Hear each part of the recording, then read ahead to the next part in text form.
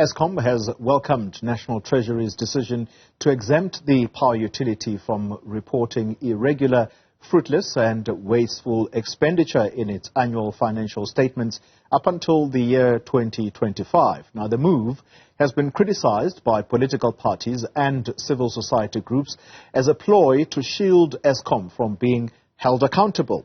The heavily indebted SOE says it will abide by the conditions and monitoring requirements. Well, the Treasury Acting Director General, Ismail Momoniat, says the exemption does not mean that the power utility will not release its financial records on irregular and fruitless expenditure, but this will just be done in their financial statements in the annual report. Eskom still has to disclose both the financial and non-financial information on irregular, fruitless and wasteful expenditure. The only difference is they must do so only in the annual report. Now, as you know, when you have an annual report, you have a financial section and your financial statement, and you have everything else. So they will report in it in the everything else bit, right? And there will be presumably there'll be a schedule which we would want the auditors still to look at.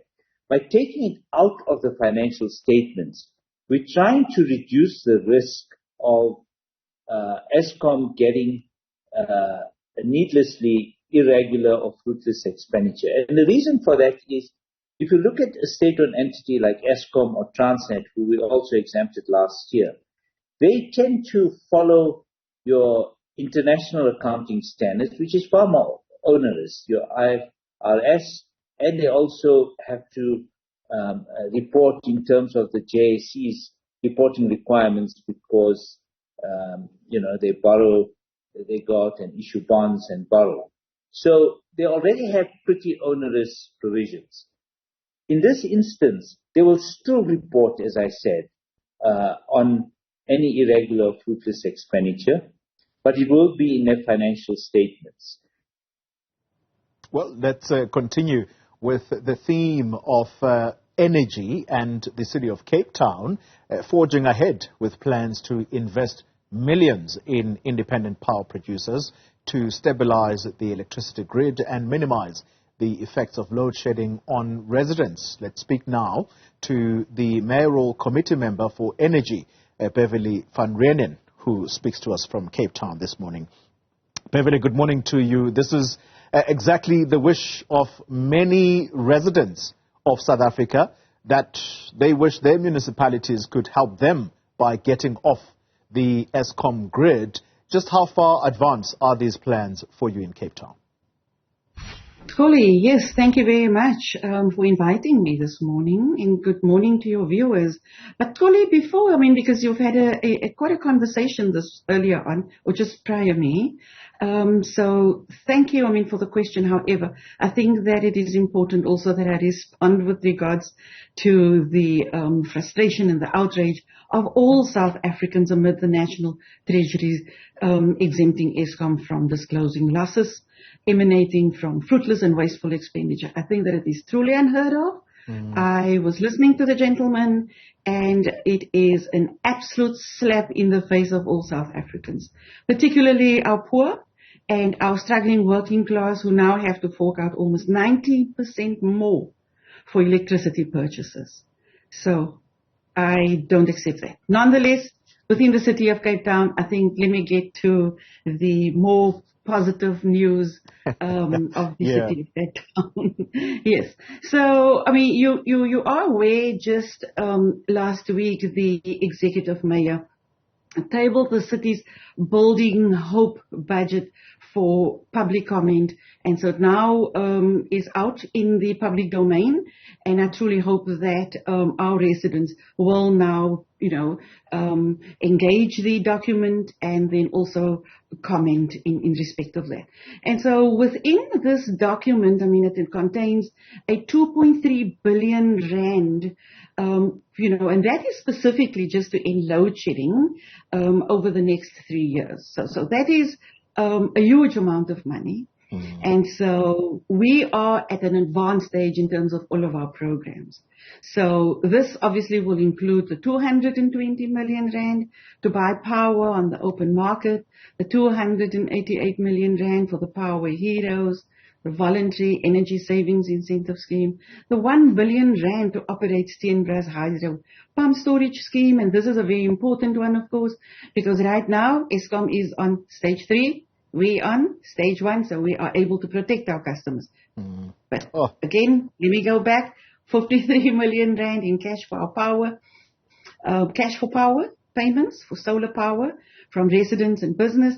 640 million rand on city-owned solar plants and 50 million rand in terms of battery storage technology. And so, Xoli, as a city, we are really very serious. In the city of Cape Town to end load shedding over time. And so we are progressing well. We're at an advanced stage in terms of all of our programs. And just this Thursday, I think it's really exciting news.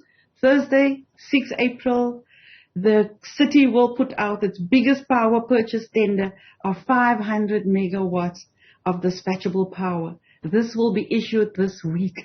So I think, disasters always bring amazing stories, and we have an amazing team, who certainly, they are dedicated because they understand, that our residents, our customers, they deserve to have secure power. Yeah. And that is something. You can imagine, Beverly, just how jealous we are that the people of Cape Town are only on stage 1 while everybody else suffers with stage 3 load shedding. People, though, will be desperate to know timelines to this project, this biggest 500 megawatts that you are seeking to supplement the city of Cape Town with. How long do you think it will take for that power to start really being transmitted to homes? Look, Xoli, this will go out this week, 6 April. And so obviously, in terms of our SCM, our supply chain management processes, so it now needs to go out. And so we await, what those, those proposals look like. So I think, we just need to have a little bit of time so that we can see, what the market offers us. And I am pretty sure, that there are some interesting proposals that will come through. So, of course, I think I just want to quickly speak about the dispatchable power. And when we talk about dispatchable, and I think it's important also for residents to just have some sort of understanding in terms of the dispatchable power. So we refer to power that can then be used or can be harnessed, as and when needed. Yeah. So, and of course, we want to go the renewable energy way. You also understand, Xoli, that with renewable energy sources like wind and solar, they're not always available, or they're not available 24/7. So therefore, we need dispatchability, which could then include various technologies such as battery storage, gas to power, and many more. Waste to energy possibly also. So those are all the, technologies, and we are technology agnostic. And so those are all of the programs, that we're also looking at to see what can assist us to certainly end load shedding come end of our 36 months, because we now have about 36 months to end load shedding, as the mayor indicated over time. Yeah. As witnessed, I would say, although I would speak with caution because no one has been charged with anything, with big construction projects come the temptation of corruption. That's exactly the theme that you wanted to open with, given what Eskom has recently achieved from National Treasury to be exempted from parts of the PFMA. So let me ask the question, how confident are you that corruption can be prevented from this massive tender that the city of Cape Town is engaged in? And I'm asking you this with the MMC of housing in mind. Malusi Boy, this is now a person that you call a former colleague in the Mayoral Committee. Yes. Tole, let me indicate to you, we are a well-run city. We do not stand for any corruption. We will not stand for any corruption. And so, as a city, we will continue to monitor. Should there be any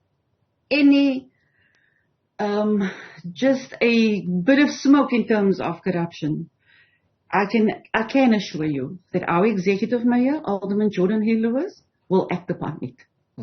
All right. We will act upon it. Are you disappointed that Malusi Boy is now referred to as a former colleague? Of course, I mean, I am disappointed, and I think we are all disappointed, but I mean, there is an investigation, and I think that we should allow that. I mean, he's not been found guilty. These are all allegations, and I think that we just need to be patient and wait for the outcomes of the investigation. Mayoral Committee in the city of Cape Town, Beverly van Reenen, thank you very much for your time, and a massive project ahead there for the city of Cape Town. Already, we are jealous, as I said to her a little earlier. The people of Cape Town enjoying, well, not exactly enjoying, but subjected to just stage 1 of load shedding, while the entire country deals with stage 3. But imagine when this project is finally concluded, maybe that city will kiss load shedding goodbye before the rest of us do.